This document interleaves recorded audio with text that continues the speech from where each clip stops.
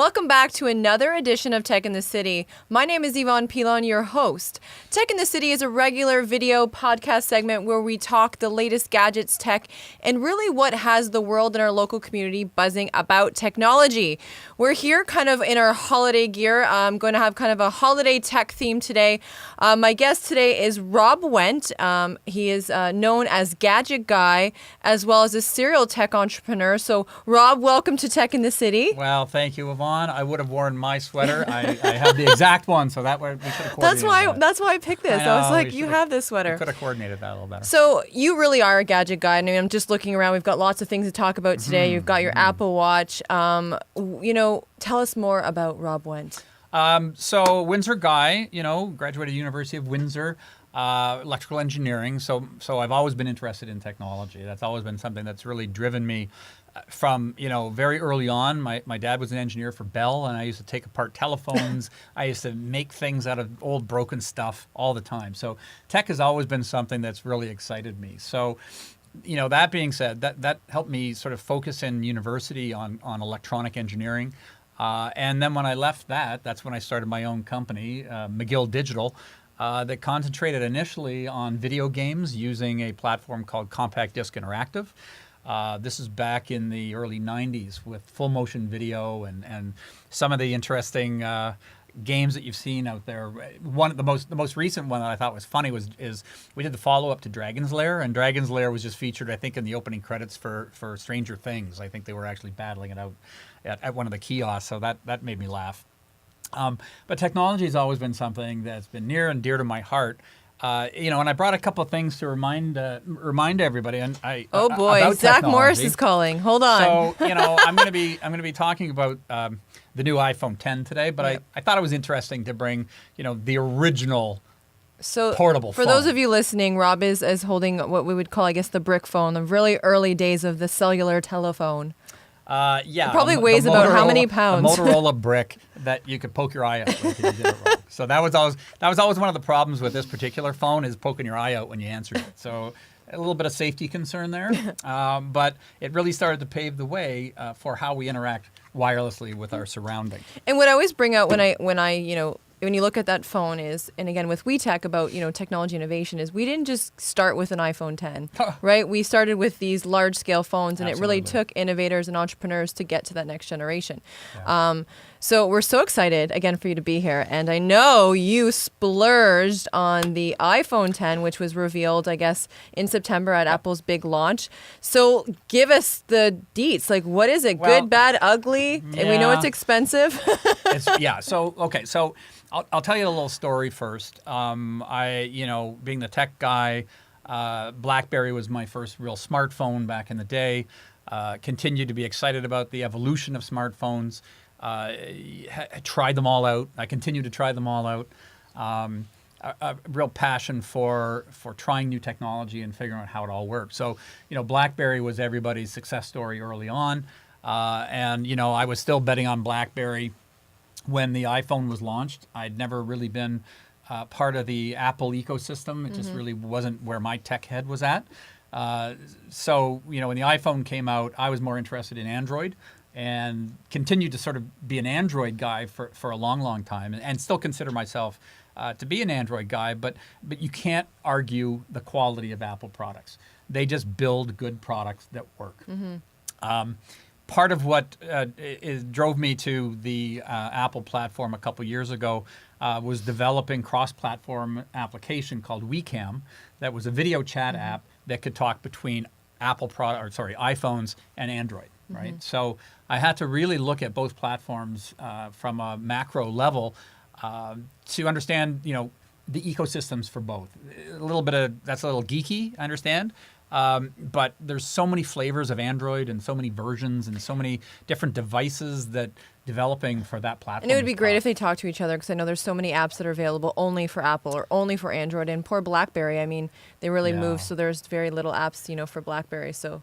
Yeah, and like anything in my background, being a tech guy, I place bets on a lot of technology, and I've been wrong probably more often than I've been right. So I bet in. I don't know if you guys remember HD DVD, which was Microsoft's version of Blu-ray.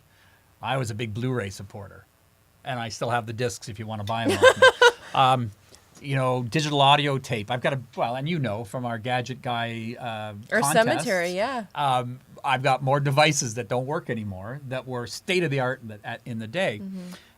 So through my journey with smartphones, I really got to look at the whole ecosystem for them.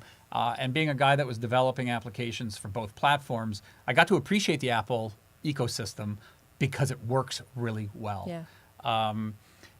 Developers tend to like Android because you can do a lot of things to it, but that's also a downside when you're testing applications that are developed for both platforms. So I got my first iPhone back in 2014. It was the iPhone 6. And I was impressed. It was a big leap forward in technology. It replaced my Samsung Galaxy 5, I guess, at the time, that I was in love with. And I was in California at the time. So it was almost like I had to get an iPhone being in San Francisco. I bought it at the Apple Store. I got to be part of that whole crazy world of lining up to get a phone. It was pretty surreal. And again, I've never been a big Apple guru or a big Apple fan because I'd like to be able to play MP3 songs that I downloaded and Apple's that closed ecosystem. Yep. But it works really well. So I got my first iPhone 6 and, enjoyed it and worked with it and understood kind of everything that I could do with it. Then the 7 came out, which was really just like the 6. And then, of course, the 8 came out or was coming out. And it's just like the 7, which is just like the 6. So I've been kind of sitting there looking at Apple technology thinking, oh boy, what are they going to do that's going to be different? There's been lots of discussions about the Apple ecosystem after Steve Jobs, and all we've really seen are updates. We've not really seen a major leap in technology since the iPhone came out, really. It's all been just, evolutionary. So I was really excited when I knew about the iPhone 10. But I identified some initial issues right out of the gate. So I don't know if you've read the bio on Steve Jobs. I mean, I know a little bit about it. It's pretty fascinating, to understand his design mantra and how he was involved in every last little bit of iPhone development, right? Like obsessively, which drove his great products. So there's a few things that, Steve never wanted to have a big iPhone. So when the iPhone 6 came out, there was a lot of discussion around he's rolling over in his grave because now this iPhone is this big thing. Yeah. So there's a few things like that with the iPhone 10 that I think would absolutely drive Steve Jobs crazy. The first one being the name. All right, so it's because people kept saying, is it iPhone X or iPhone 10? What happened to the 9? Where's the 9? You just skipped that. Did 7, 8, 9? I don't know. It's missing. So from Apple's world of simplicity, it's confusing right out of the gate. And I can't emphasize that enough from an Apple standpoint that they're losing their way a little bit with their brand loyalty and their branding. Because what is it? They're trying to sell an 8, but there's an X and it might be a 10, and we don't really know. However, the actual product ends up being amazing. And it's a beautiful phone. It's a real piece of art. Good and bad. It's glass everywhere. So there's been a lot of talk about being fragile and breaking. What do you think? I've dropped it a few times. And? I broke the little protective shield that I put on it already once.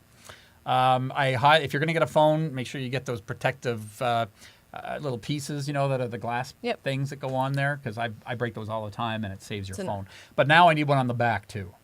So it's glass on both sides because the back now it's wirelessly chargeable. Which is one of the things I love. Which is one of the things that we all love. Always forget my cord. Yeah. So that's why you have a glass back, and that's why Samsungs have glass back. Anybody that's wirelessly charging has glass. Yeah.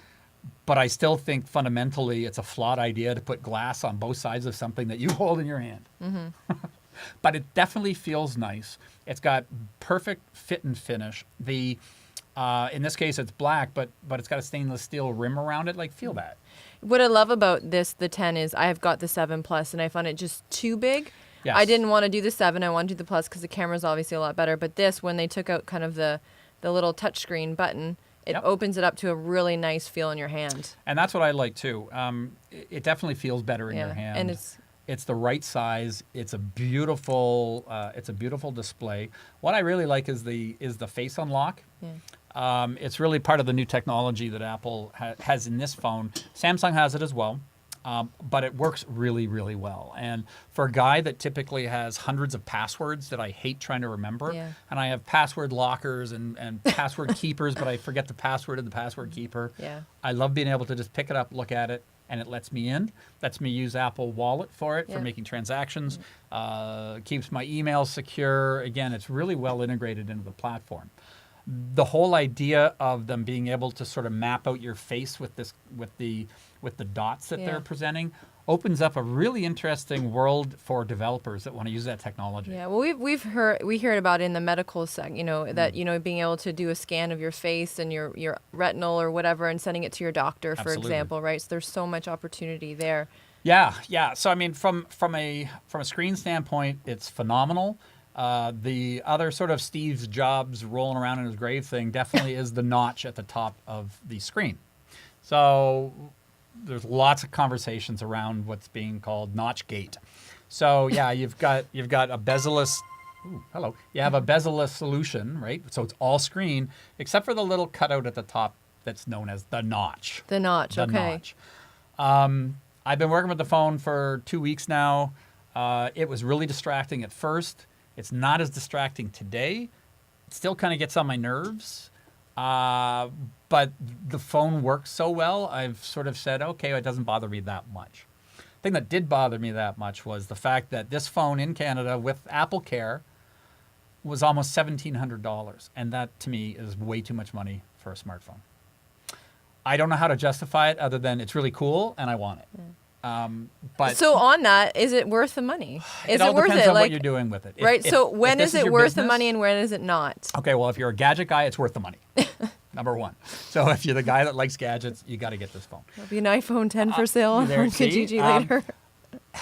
If your world is data and revolves around connectivity, the 8 is pretty good too. I mean, I haven't seen the 8. It's the same technology. That's what I'm looking at right now. I just go one up? My 6 Plus was getting slow. It was slow to react for camera stuff. This thing works like crazy. It's just everything is instant. Everything is crystal clear. The camera, it's got the portrait dual camera thing, which beautiful. Is crazy. So if your business is really communications, then this is your business tool. Yeah. Like this isn't a phone anymore. No, it's not even computer. a smartphone anymore. This is your life. Like this is how you communicate. This also has the edge over, the 6, 7, 8 platform, as well as I believe most of the Galaxy products. It really is packed with new technology that they haven't even talked about yet. What's the? I mean, I'm obviously social media emoji junkie. There is a really fun. What do they call it? The new emojis where you can actually record your voice and it will transform your face into a robot or a. I don't. What do they call it? They call it something. There's a name for it, but it's really. I remember seeing that when I did. So what other things have changed from this phone from like the 8 or the 7? Obviously, you've got no center home. Yeah, the biometrics is gone, so there's no more. It's all facial recognition. It's all facial recognition. It works for me. It works. I would say 80% of the time. The other 20% of the time that it doesn't work, I use my passcode just like I normally would, right? So it's not like it didn't work and I'm locked out. It's like it didn't work and I have to put in my code and my PIN number now. It does take getting used to. There are certain things that you don't think about that become some issues. Like if it's over here, you can't see it. It doesn't see you.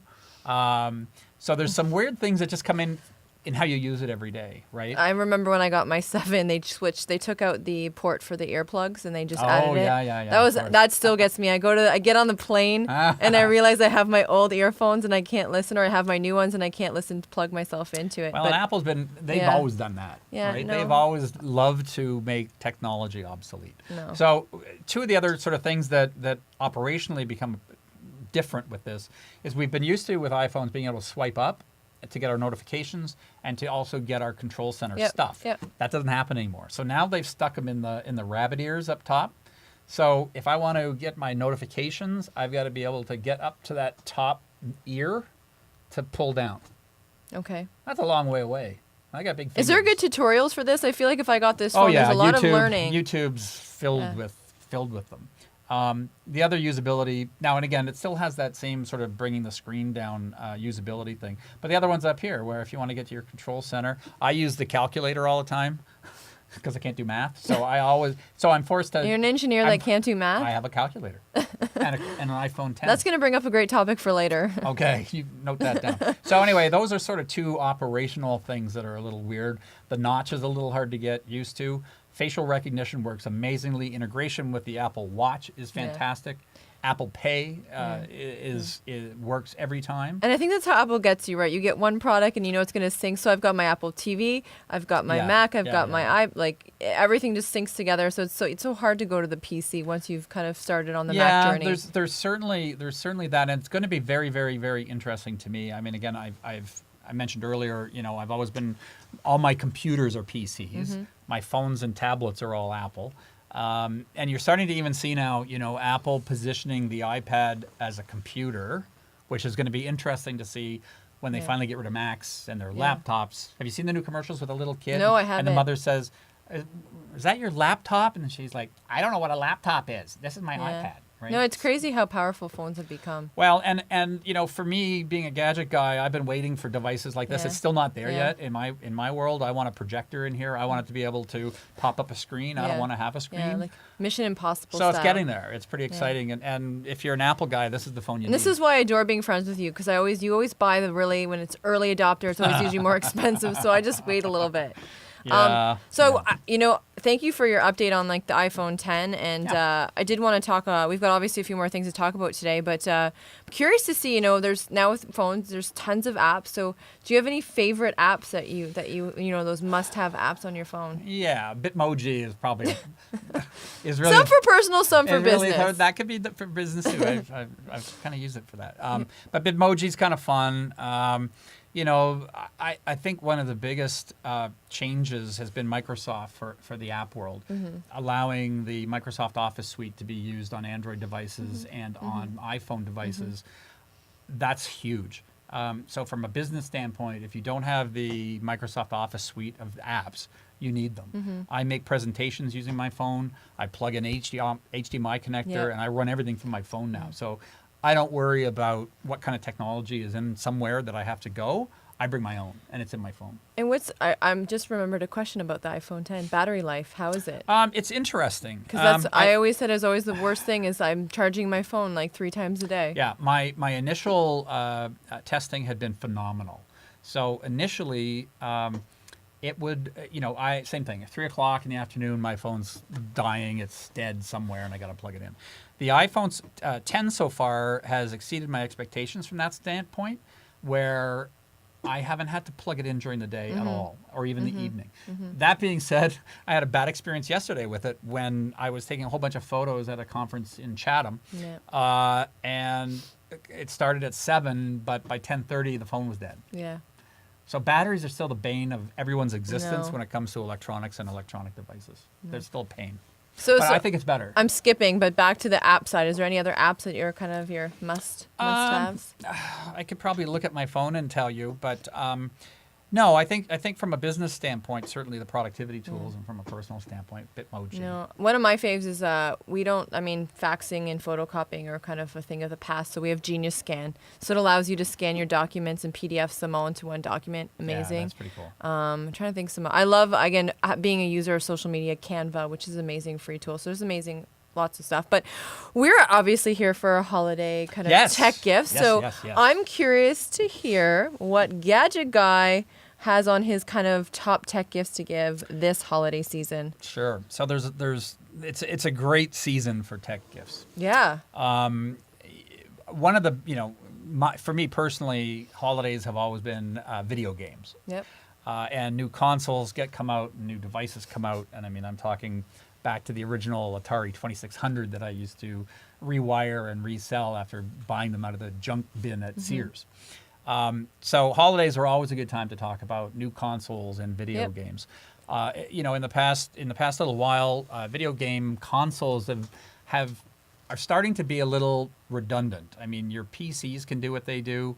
Nobody's really got to ship something on a DVD or a Blu-ray disc anymore. So this whole idea of you having your Xbox One or your PlayStation 4 is I think it's kind of on its last legs, and only from a distribution standpoint. Again, I don't have to go and buy a CD or a DVD game anymore. I can use my PS4 and I can download right to it. Yeah. So I wanted to talk a little bit about PlayStation 4, and only because I brought it. Well, of course you did. So I've been all platforms for video games. As I mentioned, we used to develop for the platform. So I'm a pretty harsh critic on video games and video game platforms. And there was sort of, combine that with the vision and the future for virtual reality.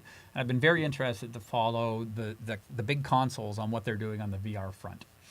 At the Tech Week that happened a couple weeks ago, you had Sony there demoing the PlayStation, and I was lamenting to them my issues with their VR headset. And one of the things that I really wanted to be able to do was to use the VR headset from PlayStation to do the whole game. So if a game wasn't, so the idea right now with PlayStation is I've got a TV, I got my PlayStation, and I have a game. I put the game in, it plays on the TV, or I can put the VR headset on and I can play VR games.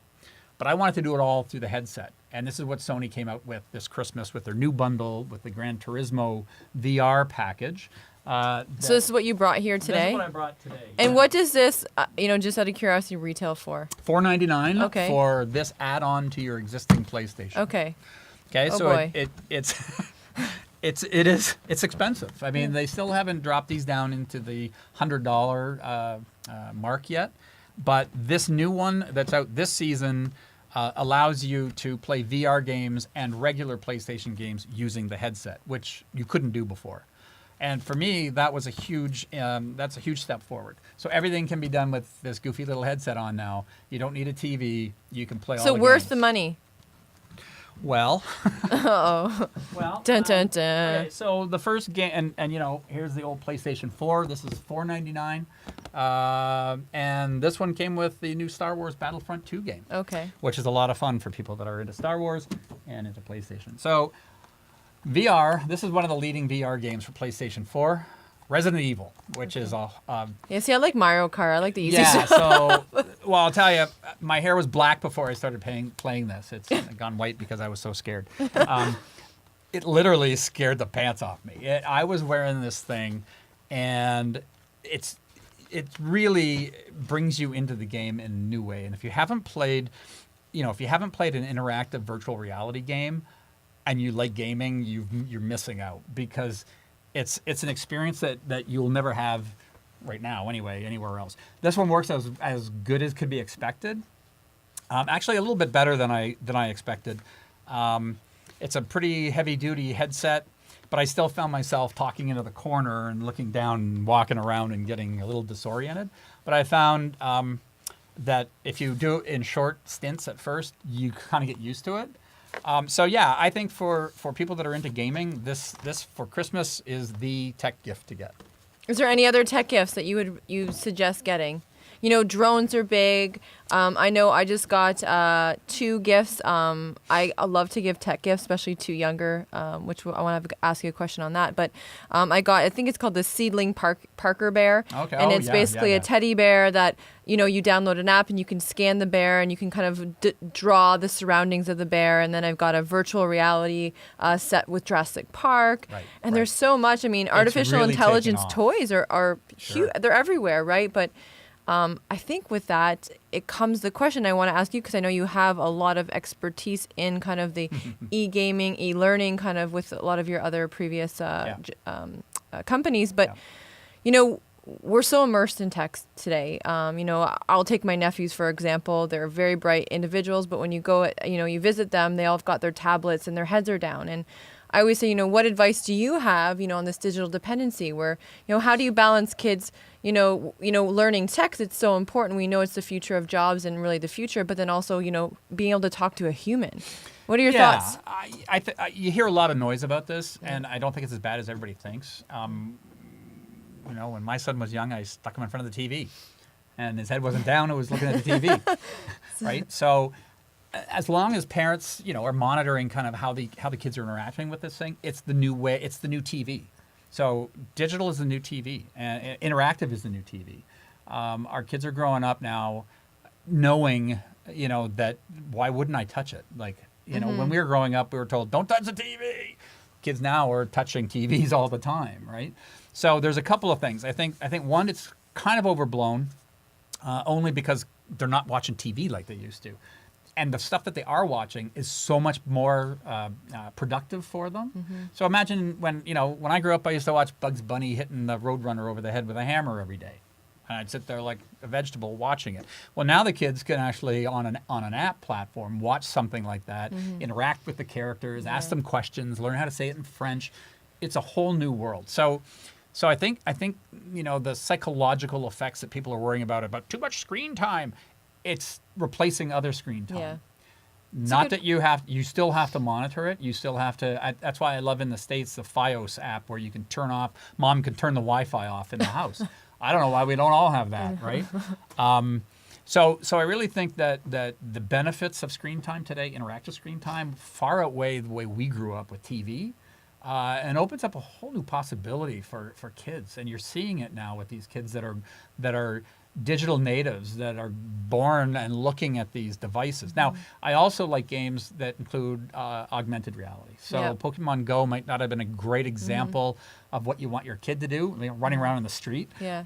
But that concept of being able to merge reality with augmentation is pretty fantastic. So they've, again, just looking at some of the gift, I've been searching, the best tech gifts, and some of them are books, right? Where you now can read a book to your child using your iPad, like have the book with the iPad over it, and now the story comes to life. And that's fantastic. And they've got, coloring. Actually, a lot of it's free. You can actually download free coloring sheets. You download the free app, and now, again, you can scan over your child's drawing, and it comes up to life. Yeah, and that's pretty fantastic. There's so many tools. There is, and what I always kind of fear is, what happens to, the youth that can't afford these tech gifts? And it is the future, but yet they don't have the resources. Right. And that's where I think, I know here locally, we've got a great library that kind of has the tech, is kind of building out their tech toolbox. And but how do kids get to experience this if they don't have the disposable income? Well, I think this is a bigger conversation, obviously, around education and communities and the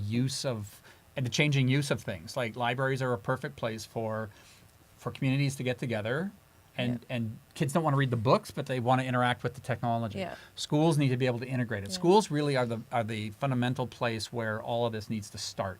So we need to figure out how to eliminate or reduce textbook spending and increase tablet or PC or laptop. And you're seeing that. I mean, Chromebook. there's certain schools now, like all the kids get tablets.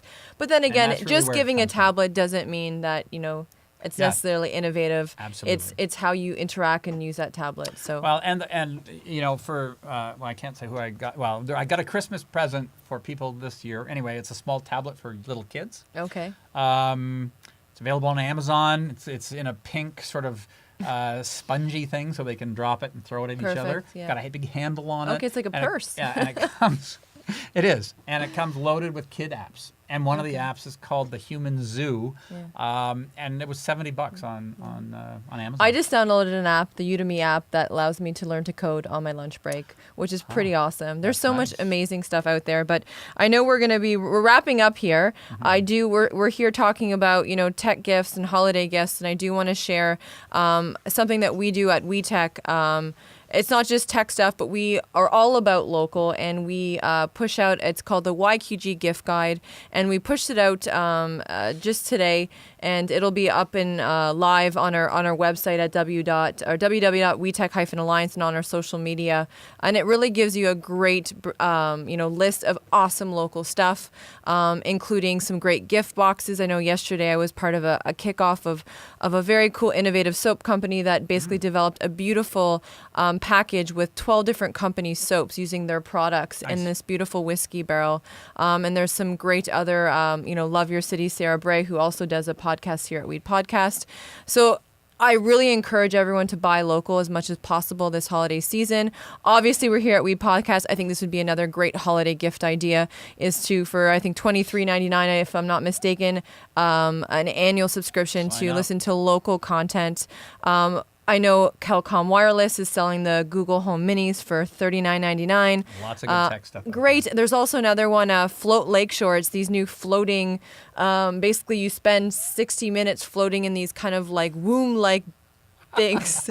I guess it's supposed to be really good for relaxation. It's supposed to imitate what it was like the womb. No, it's really, I really want to try it. I think it's going to be really amazing. And where do you do that? Is there a view? No, it's like it's like a big pod, and you just float there, and it closes on you, I guess, and it's supposed to be really relaxing. Nice. I've not done it, so it's on my Christmas list. Let me know how that works out for you. And then if you think about the holidays, again, local music, you can listen to Christmas music just with We Podcasts. And again, we all get sick over Christmas. It happens. So there's some great local apps we can use, like Clinic Seeker, to help you find not only the closest pharmacy or the closest clinic, but also their hours and their wait times. Served mobile app actually just launched nationally. They're a local app company that basically has indexed all menus for restaurants. So if you're looking to take out, download the Served app. Amazing thing. So I guess if I were to summarize this is visit the YQG gift guide. Tourism Windsor Essex has also pushed out another local gift guide as well as the Small Business Center. So there should be no excuse that there is not YQG under your holiday tree this season. So Rob, I want to thank you for bringing all these old and new goodies. Thank you very much. And thank you for everything that you do here locally. You've been such a great asset to our tech community and have really, he was a former WeTech employee. I was. We're still trying to lure him back. So I guess this concludes our second Tech in the City with We Podcast. So again, thank you to Rob Whent and happy holidays, and we'll see you in the new year. Feliz Navidad.